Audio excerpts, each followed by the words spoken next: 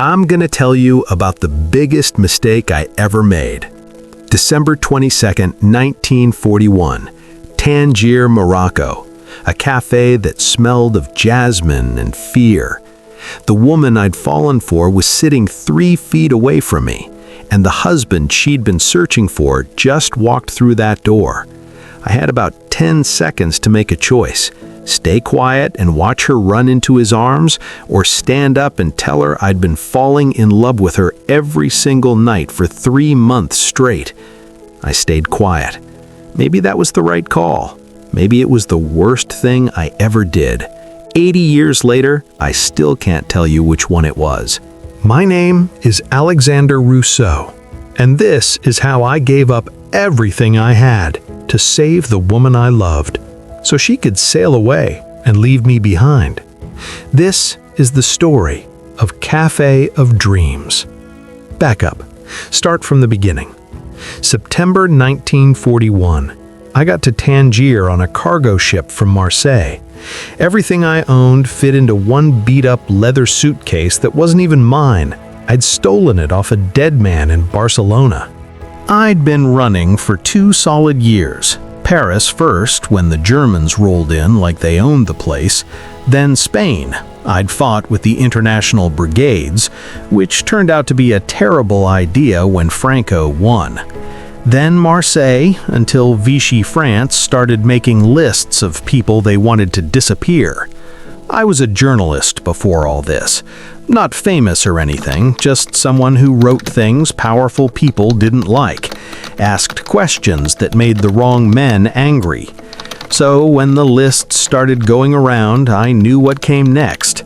A knock at 3 in the morning, a ride to a train station, a camp somewhere in the desert where you broke rocks until you died. I got out while I could. Tangier in 1941 was the absolute edge of the world. The rest of Morocco had fallen to Vichy France, basically Nazi puppets at that point. But Tangier was what they called an international zone. The Spanish wanted it, the French wanted it, the British were sniffing around. The Moroccans figured they'd outlast everyone. What that meant for us was simple. Nobody was fully in charge, so everybody could slip through the cracks.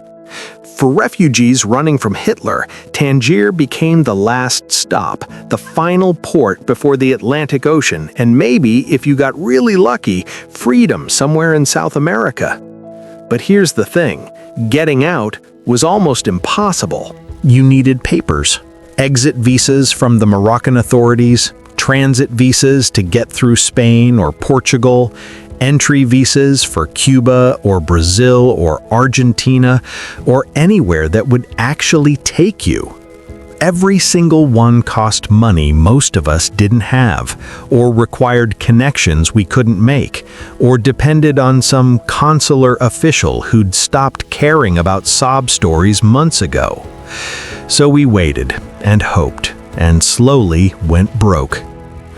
I found work doing the only thing I knew how to do. I wrote letters for refugees who couldn't read or write, translated documents from German or Polish or Czech, sometimes forged a travel permit or two when someone really needed it and I thought the cause was good enough. I slept in this tiny room above a spice shop. The whole place smelled like cumin and cardamom, so strong you could taste it in your sleep. And every night, I ended up at the same cafe. There was this place tucked into an alley just off the Place de France. Officially, it was called Café Atlas, but everyone, at least all us refugees, called it something else. Café of Dreams. The man who owned it was named Jean-Pierre Mercier. Everyone called him Le Marseillais because that was where he came from. He'd left France right after the armistice. He said he couldn't stomach watching his country bow down to the Nazis. He showed up in Tangier with enough cash to buy the cafe and keep the right people happy. That meant bribing the local police captain, a Moroccan named Hassan Al-Fassi, to look the other way. The Spanish didn't give a damn what happened in the Medina, and the Vichy French were too comfortable drinking wine in their offices to come patrol at night. So the cafe became ours, our sanctuary. The place itself wasn't much to look at. Peeling paint on every wall, tables that wobbled no matter where you moved them. The bar was made from old shipwood that still smelled like salt water. But we were safe there. That mattered more than anything. Every night, same crowd. Hungarian musicians trying to sell the last pieces of jewelry they'd smuggled out. Belgian diamond merchants who'd hidden their goods in the heels of their shoes. Romanian doctors who couldn't practice medicine here but could still stitch you up after a bar fight. And smugglers. God, so many smugglers. All of them promising the same things. Passage on a fishing boat, a seat on a Portuguese cargo plane, a cousin who knew a guy at the American consulate. Some were lying through their teeth. Some were telling the truth. All of them wanted money we didn't have. I'd been in Tangier about 3 months when my whole world shifted. It was a Thursday, late November.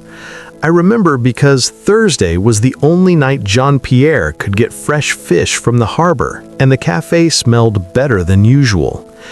I was sitting in my corner, same table every night, writing a letter for a Polish widow who needed to beg the Brazilian consulate for a visa. That's when she walked in. Here's the truth. I didn't even notice her right away. People came and went all the time. Another refugee was just another person with the same desperate story. But then I heard her voice. She was talking to Jean-Pierre in French, but her accent gave her away. Somewhere in Central Europe, Prague maybe, or Vienna. There was something in the sound of it that made me stop writing mid-sentence. I looked up.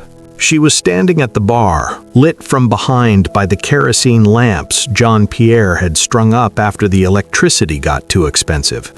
She wore a dark blue dress. You could see it was worn at the seams, but it still looked elegant somehow. Her hair was pinned back the way women used to wear it in Paris before everything fell apart. What got me, though, were her eyes. Dark, tired, like they'd seen things nobody should have to see, but they were still looking for something. Hope, I guess, or maybe just a reason to make it through another day. She was asking Jean-Pierre if he'd seen someone, a Czech man named Elena Novak. Had he come through here? Did anyone know the name? Jean-Pierre shook his head. Half the refugees in Tangier were Czech. One name didn't mean much. I watched her shoulders drop, just a little. She ordered a glass of red wine and sat down at a table near the piano. I had no idea what came over me. Maybe I was lonely.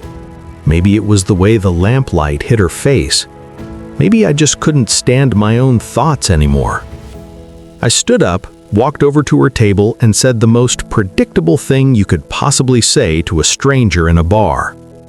"Mind if I sit? Looks like you've had a rough day." She looked up at me. For a second, I thought she was going to tell me to get lost.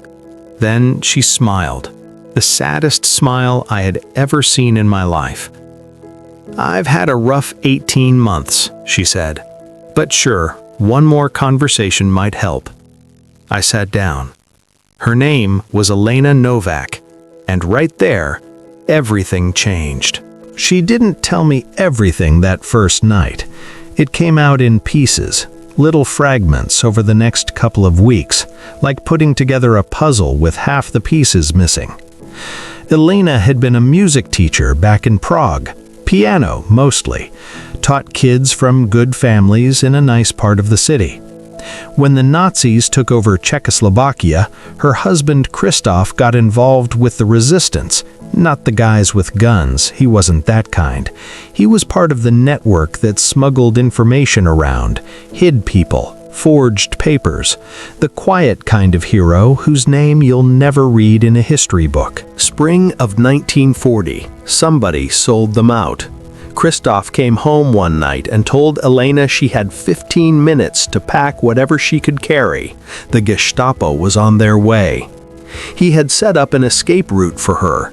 A truck leaving for Vienna, then down through Yugoslavia, across Turkey, through Syria, and finally to North Africa. But he couldn't go with her. Somebody had to stay behind and warn the rest of the network, burn the documents, buy everyone else enough time to run. "I'll find you," he told her as she climbed into the back of that truck. "Get to Tangier. There's a cafe near the Place de France. Wait for me there. I swear I'll find you." That was 18 months before I met her. So she waited. Every single day she made the rounds. Cafes, the harbor, every consulate in the city. She carried a photograph of Christophe and showed it to anyone who would look at it. Most people just shook their heads. A few said maybe they had seen someone like him, maybe in Casablanca, maybe in Oran, maybe on a ship from Marseille before the port closed. But nobody knew anything for sure. And now she was running out of time. The jewelry she had smuggled out of Prague was gone, sold for food and rent. The refugee committees that used to help had stopped giving out money. She figured she had maybe a month before she would be completely broke. "There's this smuggler," she told me on the third night we talked, "says he can get me on a boat to Cuba, but I would have to leave next week, and there is only room for one person." "What about Christophe?" I asked. She stared down at her hands. "He would tell me to go. He would want me to be safe." "But? How do you leave the one person who really knew you? How do you just sail away from the only place he knows to look?" I didn't have an answer for that. The weeks went by. Something started growing between us. I'm not going to sit here and call it love, not at first anyway. It was more like two people drowning who grabbed onto each other just to keep their heads above water. We were both lonely as hell, both broken in ways we didn't talk about. And in that cafe full of broken, lonely people, we found something that felt almost like peace when we sat together. I told her about Paris, the apartment I had in Montmartre, the newspaper where I had worked, the woman I had been engaged to, who decided a safe life with some Vichy official was better than running with me. Elena told me about teaching piano to kids in Prague, going to concerts on Friday nights, the future she and Christophe had planned before the world went straight to hell. We didn't touch each other, not at first. There were too many ghosts sitting at that table with us. But every night, I caught myself waiting for her to show up. And every night, she came in and looked for the table where I was sitting.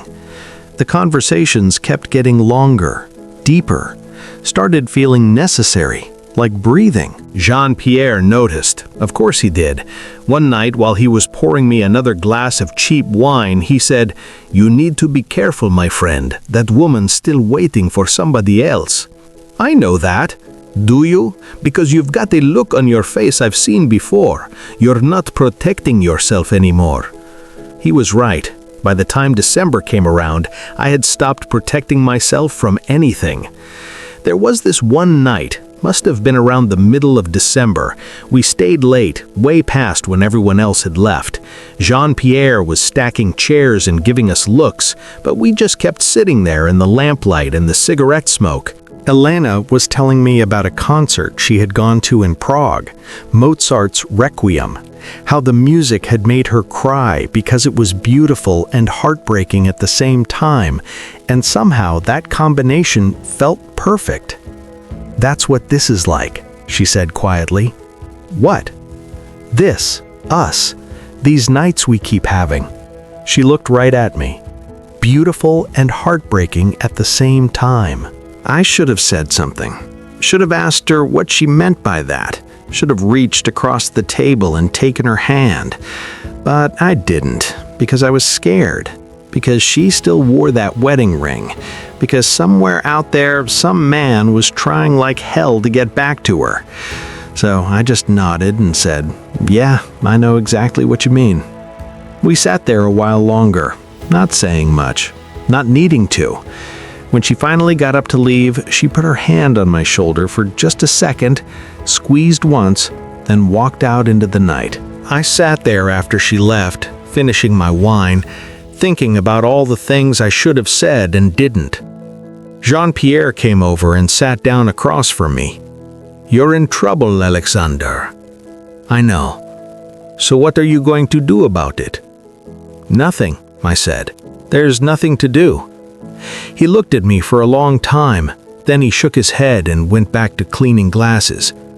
2 days later, the choice got made for me. December 22nd, 1941. I'll remember that date until the day I die.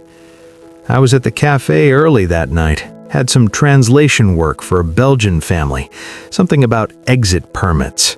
Wasn't really paying attention. Then the door slammed open.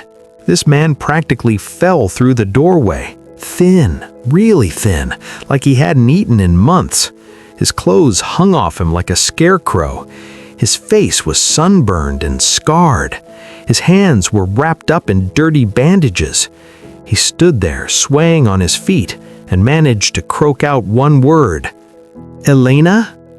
I knew who he was before he said another word. Elena Novak had made it to Tangier. He had found the cafe. Jean-Pierre rushed over and caught him before he hit the floor. We dragged him to a chair and got him some water. It took a while before he could talk straight. The story came out slow. After Elena got away, the Gestapo grabbed Christophe.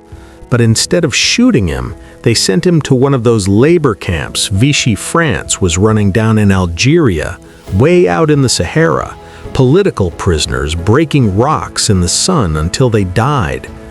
He lasted almost a year before he escaped during a sandstorm, walked through the desert for days, nearly died of thirst. Some Bedouin tribe found him, hid him, got him healthy enough to travel. Then he worked his way north to the coast, sold his labor on fishing boats to earn passage to Tangier. Got here that same afternoon. "She made it here?" His eyes looked desperate, almost crazy. "Elena's here? She's alive?" What was I supposed to say? "Yeah," I told him. "She's here. She comes every night." "Thank God." He started crying right there. "Thank God. Thank God." I sat with him for the next hour. Brought him bread, which he ate like he had not seen food in weeks. Listened to him talk about Elena, how thinking about her was the only thing that kept him alive in that camp. How every morning he promised himself he would survive one more day just to see her face again. How he had dreamed about this moment for 18 months straight. Every word out of his mouth felt like a knife going into my chest, because I knew what was about to happen when she walked through that door. Elena showed up right around sunset, same as always. She had a small bag of vegetables from the market, probably planning to cook them in the shared kitchen at her boarding house.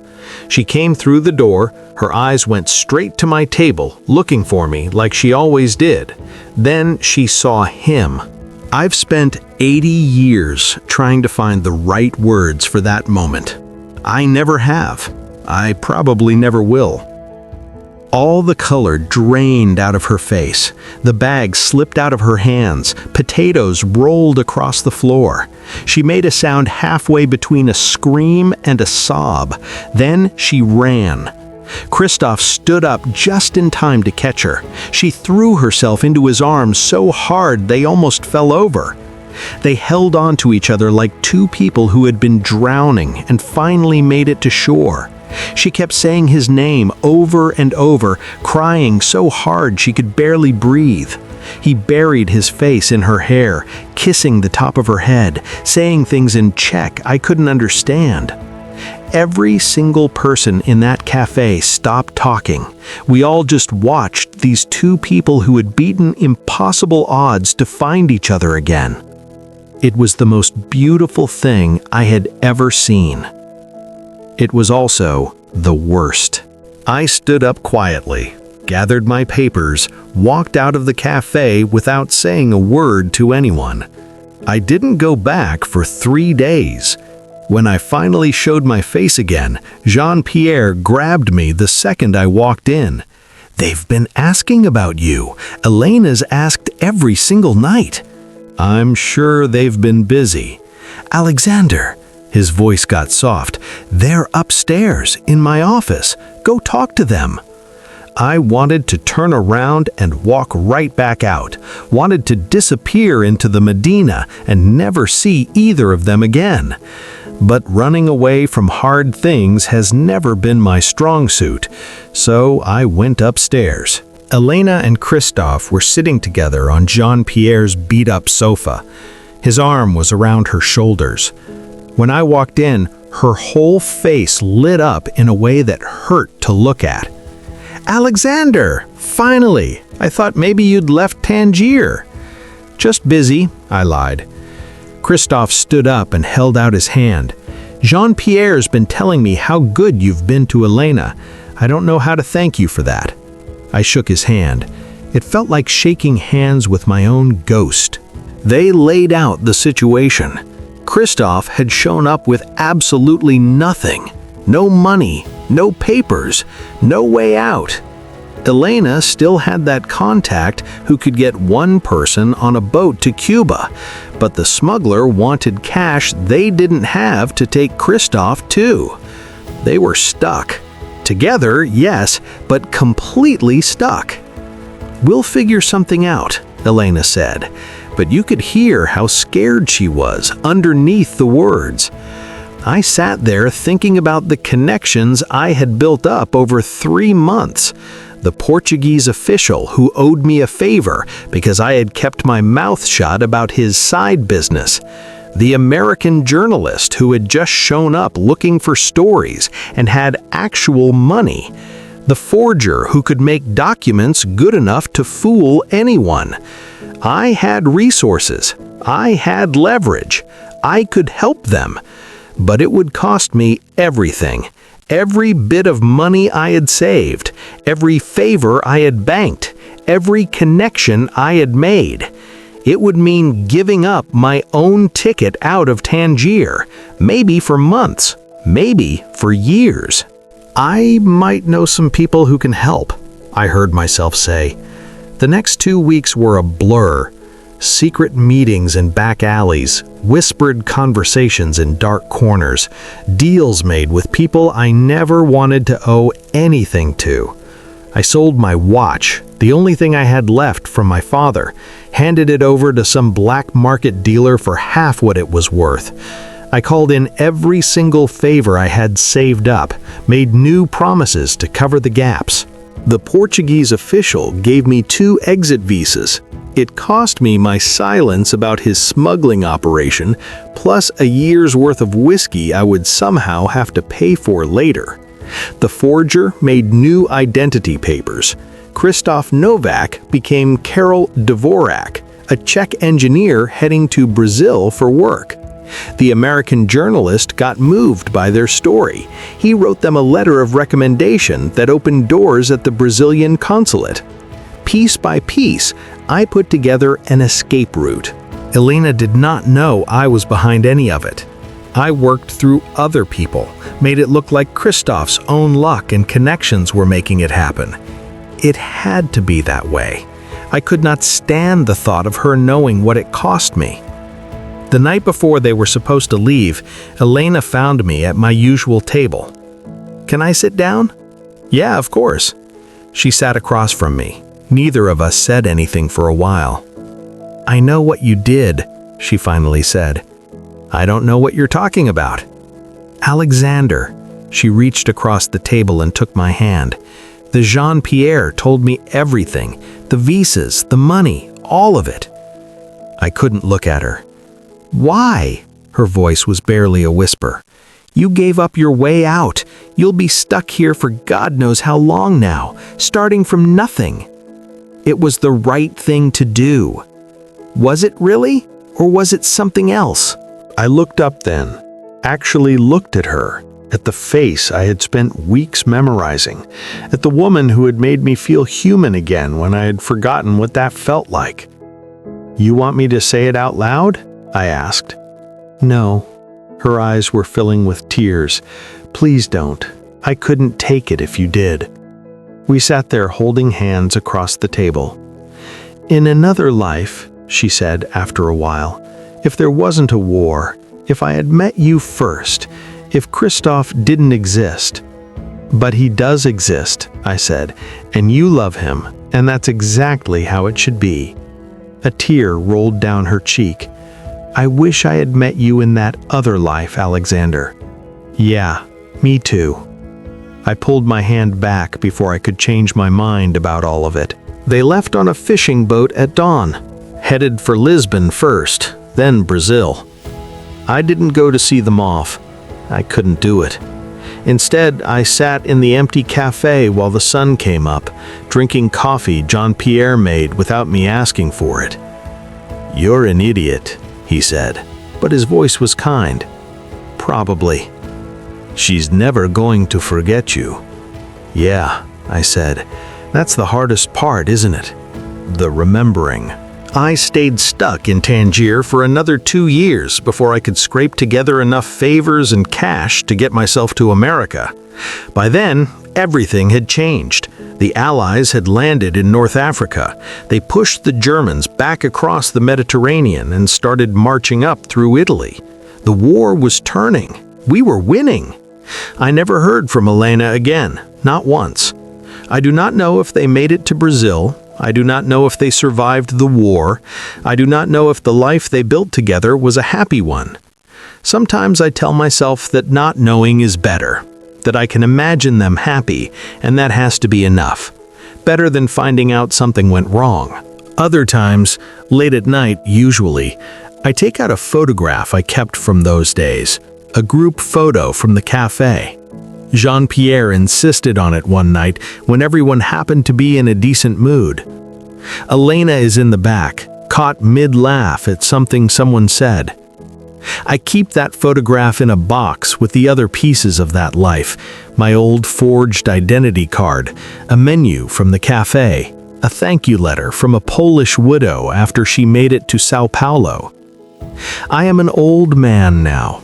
I have lived a good life, all things considered. I got married, had children, built a career translating documents in New York. But that winter in Tangier, those nights at the cafe, that choice I made, it shaped everything that came after. People ask me sometimes if I regret it, if I wish I'd kept those resources for myself, if I wonder what would have happened if I'd told Elena how I felt, if I'd asked her to choose. It's a complicated question. I don't regret helping them get out. That was the only thing I could have done and still been able to live with myself afterward. But do I regret falling for her? Regret those weeks when I let myself hope for something that was never going to happen? No, I don't regret that part. Because even though it hurt like hell, and it did for a long time, it reminded me that I could still feel something real. In a world drowning in hate and violence, I found something beautiful, and I gave it up to keep it safe. That means something. Café of Dreams doesn't exist anymore. Jean-Pierre shut it down in 1945 and went back to France.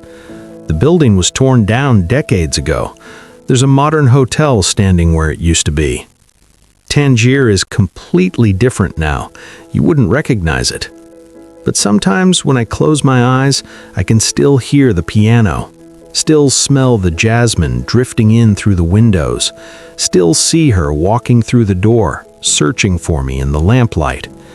And I think maybe, in some other version of the world, we met when the timing was right, when there wasn't a war, when she wasn't waiting for someone else.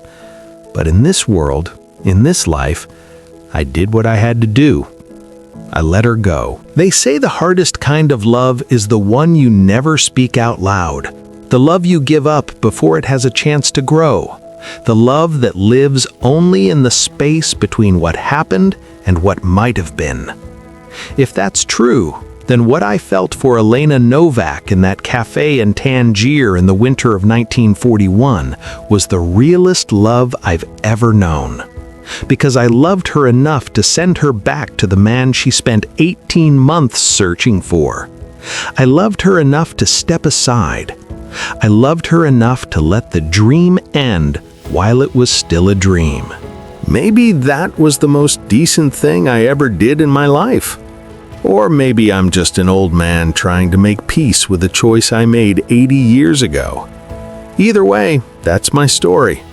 The story of Cafe of Dreams, where hope lived in the middle of hell, where strangers became family, and where I learned that sometimes the greatest act of love is knowing when to walk away. Thanks for listening to this story. If it meant something to you, leave a comment. Tell me about a time you had to make an impossible choice, a time you gave something up for someone else's happiness. Subscribe to Solstice Love Stories for more true tales of love, loss, and everything in between. Hit the bell so you don't miss the next one. And remember, the best love stories don't always end happy. Sometimes they're just about doing the right thing, even when it breaks your heart. See you in the next story.